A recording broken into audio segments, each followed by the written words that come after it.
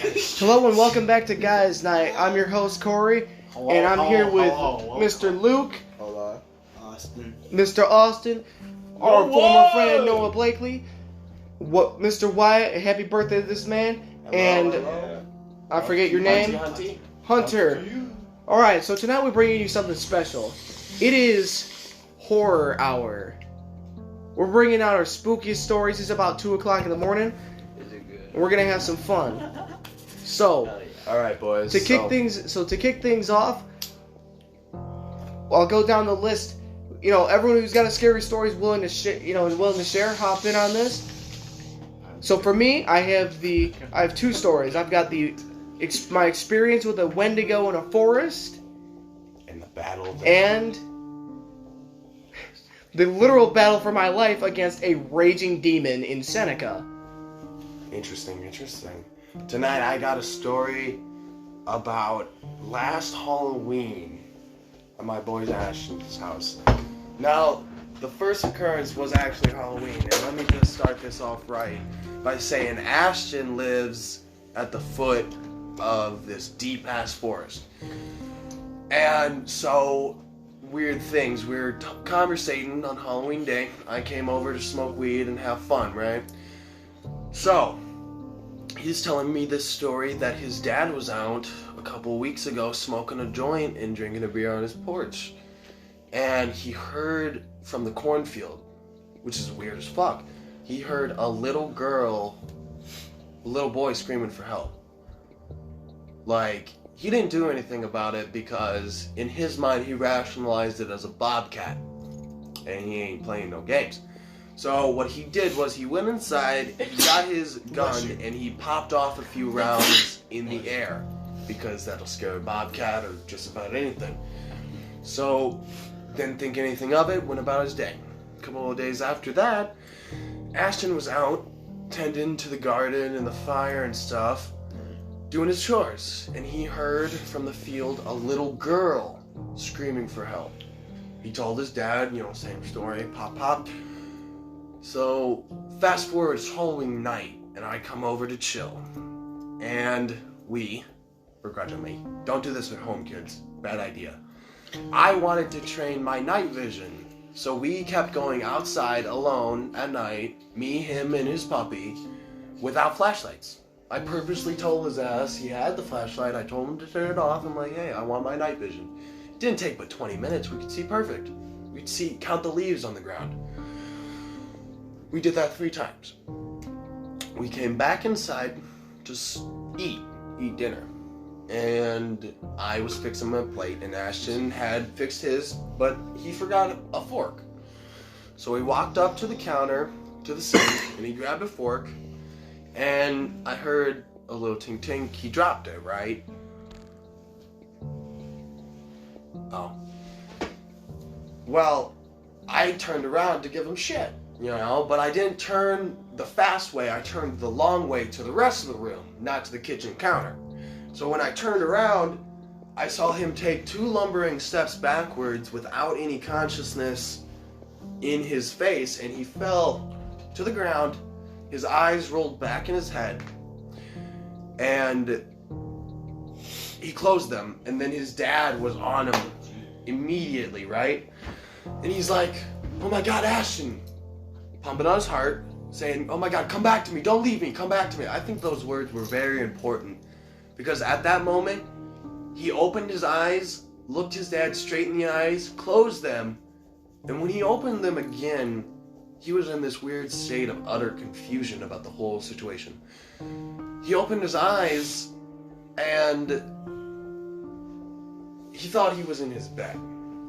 He looked at his dad and he goes, what's going on? Why am I on the floor? And his dad, he goes, are you fucking kidding me?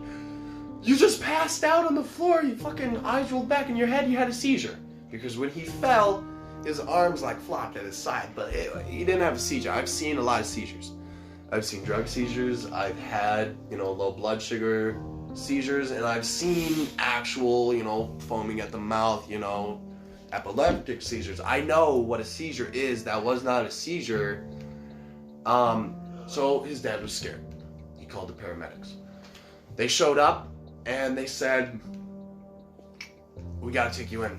Because he was very confused. He didn't think anything was wrong with him at all. He was fine, to the best of his knowledge. He told me later, after the fact, that he thought he was waking up in his bed.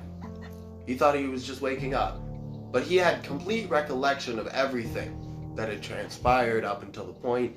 And after a few seconds of him waking up, he had complete knowledge of what had actually happened. He just didn't know that 3 seconds. And that's all it really was. It was just that 3 seconds he was out. He went to the hospital, and I stayed out in the car because, I didn't want to go in. Fuck that. Fuck a hospital. I was smoking weed in the car. So, I'm stressed as fuck. And I actually went over to my favorite aunt's house after that and spent the whole week with her and said, fuck school. But when he got back out, the doctors in their tests said that his heart had stopped for those 3 seconds. Dead flat. And now keep in mind, I don't think I expressed this well enough. This was midnight on Halloween in the middle of a forest. Like, to express it, to the south is a deep, deep forest.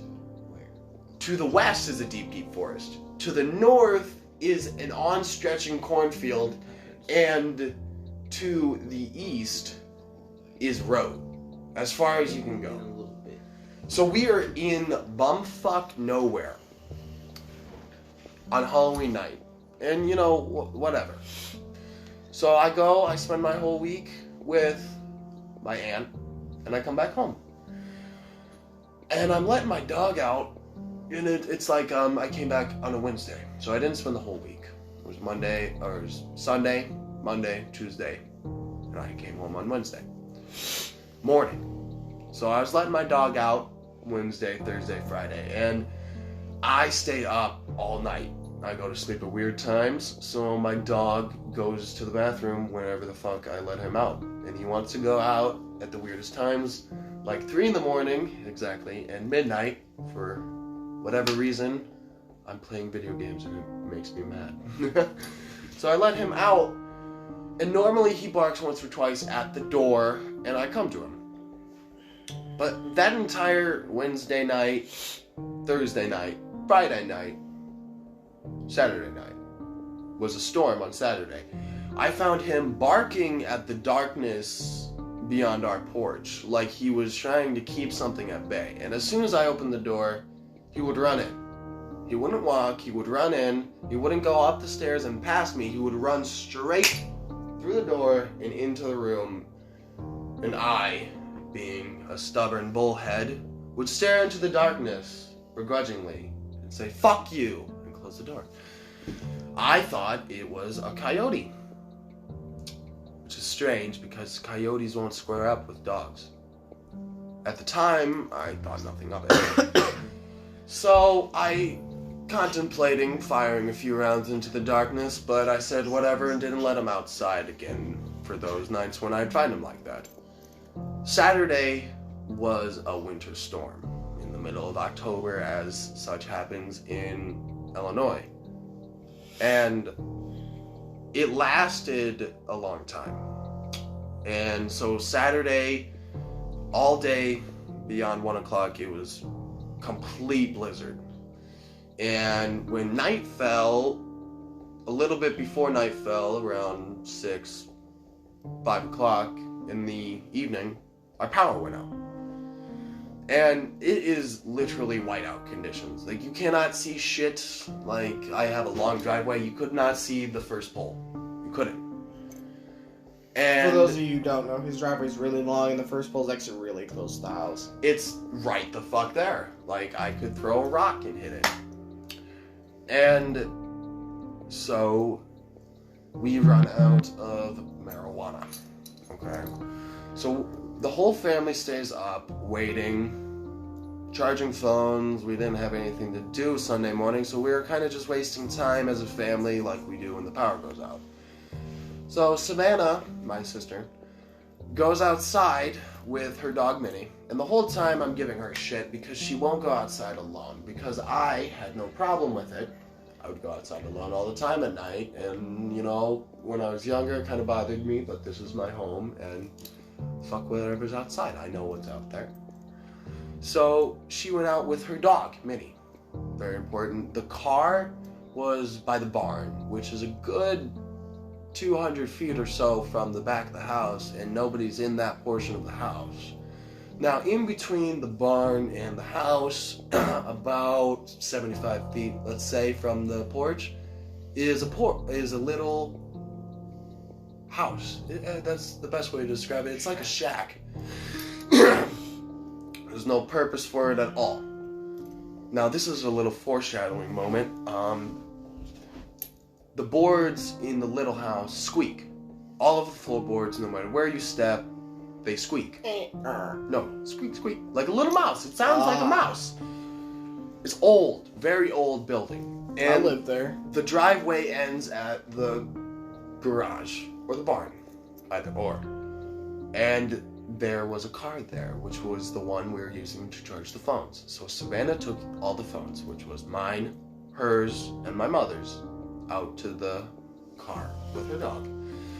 And I went out there, let's say an hour after she did, because she was texting her boyfriend the whole time, because you know how teenage girls are. And I went out there, I got in the car, and I said, hey, Mom wants you to just come inside. And she was like, no, I'm good here, I gotta text Jordan. I was like, okay, well, in that case, our guy is coming, and when he gets here, I'll give you the first notification that the bag is here. Bag of marijuana, for all you non-smokers out there. And so she stayed in the car, and I went inside. And this is very important. I ran from the barn, or the car, all the way inside. That entire time when I went out to check on her, I ran there, I ran back.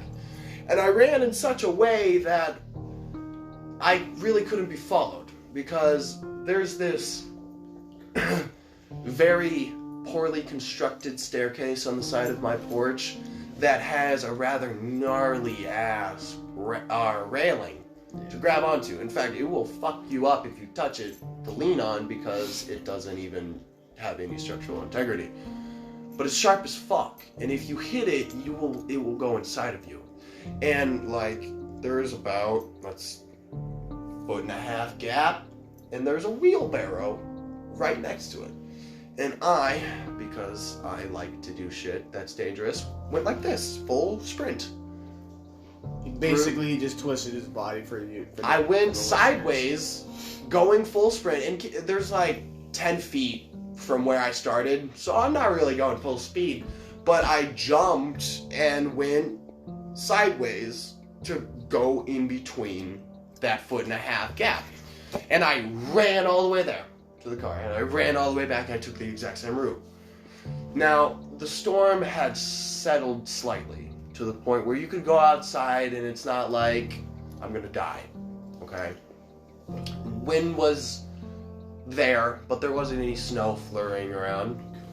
But how it does when there's, really cold, frigid winds, all of the snow was solidified. But there wasn't a lot of it in the yard, which was the weird thing. It was mostly in the porch and the field. So the route that I took was grass and rocks. And I ran inside, I waited until I saw the headlights, and I walked outside. I walked across my driveway, and I stood with my back to the rest of my yard. And I have a 5-acre yard, and I was standing where my well is, which is right across the house, where you can clearly see from there. And I waited until I always stand right there. I talked to him for, a bit, grabbed the weed, and ran out to my sister. I said, hey, leave the phones in the car, let's go smoke a fat-ass fucking joint, and if the power doesn't come back on, we'll leave the phones, because they were all literally at 20%, and it had been like 3 hours. The car was going to take all night to charge them. So we went inside, smoked that joint, went upstairs and conversated for an hour or so, and this is the weird part. We expressed verbally to each other, me and her, that we weren't going to go back outside for the phones until it was daylight. Because either that or the power comes back on and we can charge them inside. At that exact second of confirmation with me and my sister, the power came back on. Almost immediately. I swear to God, you could snap and there it was. So I was like, okay, I'll go outside and get it. And I was giving my sister shit the entire way down the stairs and out the door. Oh, you won't go outside alone at night, you know, chuckle, you have to take your dog or me or what have you. And I psyched myself out like a jackass. So I closed the door, and now I'm kind of scared because I'm out here at night alone, and I kind of gave her a lot of shit. What if there is something out here, you know? So, me, you know, being the stubborn dickhead I am, I walked to that fucking car, which is a good 250 feet. I still took the same route. I hugged the building and cut through the middle of the yard. But when I got about 2 feet from the back tire of the car, I heard the strangest noise. Familiar, I thought it was a mouse squeak. I heard 2 squeaks, almost perfectly. Squeak, squeak. Like, I thought it was a mouse. So I chuckled to myself, but I didn't stop at all. It stuttered me when I heard the squeak. I stopped in my pace, and then I continued immediately. I got in the car, I closed the door, slammed. I'm giving Savannah shit. I chuckled to myself. I'm sorry, that was kind of a bad description. I chuckled to myself, and I said, I'm giving my sister shit, and now I'm scared of a little mouse following me. Grabbed the phone, out the door, slam. It wasn't but 2 seconds I was in that car. And I ran back because I was having no shit. I took the same route. But when I got to my sidewalk, right before I get to my porch, I heard a noise that my dog makes. It sounds like Scooby-Doo, really. He goes, "Aroo." It's funny as fuck. So, I heard that noise, but it wasn't like how he makes it. He's like, it's hard, it's constrained, you know, he can't really make it without putting great effort into him. But when I heard it, I knew exactly where it was coming from. It was coming from behind where I was standing to wait for the weed. In my well. Or not in my well, but behind the well post. It's an electronic pump. And it made that noise, and it sounded clear and pronounced. And you know all these stories about Wendigos, when they mimic voices, they say there's no emotion, and that's what you can tell. But that fucking arrogant thing that was in my yard that wanted me for flesh sounded confident, completely sound in his action, that he knew. No, but it sounded like a person who didn't, like Aru. Like an actual person who didn't know how to talk. I'm good, thanks. No more. And I am experienced in wilderness in my fucking backyard, so I would wager to guess I know what to expect hearing noises in the middle of the night in my backyard. True. It was, and I quote, the weirdest fucking noise I've ever heard in my goddamn life. What the fuck was that? And I said that at the top of my lungs in the most fuck you, I'm gonna hurt you voice that I have ever mustered. You trespassing, boy. Actually, I muster it all the time. And I had a headlamp on because it had been dark as fuck. Power was out. But this headlamp is one of those, you know, aerial headlamps. It lights up the entire front of like 70 feet in front of you. You can see it all. But it's not like bright, it's like dimly lit.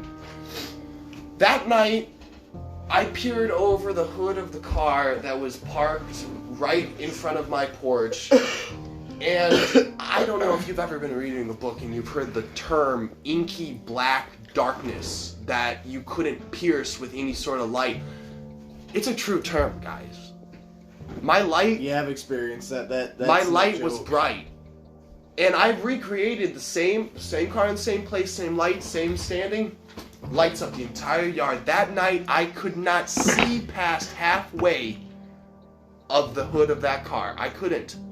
It was jet black, and I was not having it. So I went inside immediately, and I barricaded the door, because at that time, the door would blow open in the wind. Very scary to have heard that. But listen to me, guys. This is what really got me when I went inside. Who's here? I know. They're here. Oh, they're back. This is... Oh, okay. I got you. Alright, so we hate to cut you off there, Wyatt, but I think this is where we're going to end the things off here. Mr. Luke, it's been an honor having you on the show. Honor being here. Hold on. There's actually one point that's very important. The thing... The little house squeaks when you step on the floorboards. There was 2 squeaks. Well, that thing fucking scared me. It's a goddamn cat running through the fucking house. There was 2 squeaks behind me, but I had run full sprints and I'd only been in the car for about 2 seconds.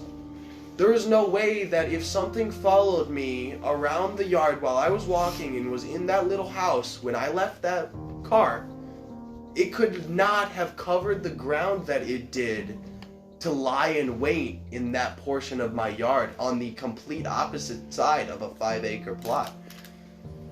And the conclusion I came to was rather scary. There was 2 things out there that night working together.